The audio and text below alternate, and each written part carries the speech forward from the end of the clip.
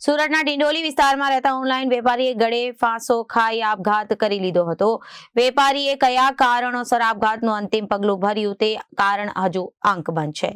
જોકે આપઘાત કરતા પહેલા યુવક ઇન્સ્ટાગ્રામ પર લાઈવ થયો હતો અને ત્યારબાદ પંખા સાથે દોરી બાંધી ફાંસો ખાઈ જીવન ટૂંકાવી લીધું હતું.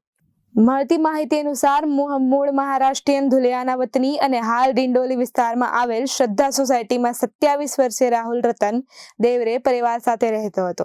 રાહુલ ઓનલાઈન વેપાર કરી પત્ની તેમજ 3 મહિનાની પુત્રી સહિતના પરિવારનું ભરણ પોષણ કરતો હતો.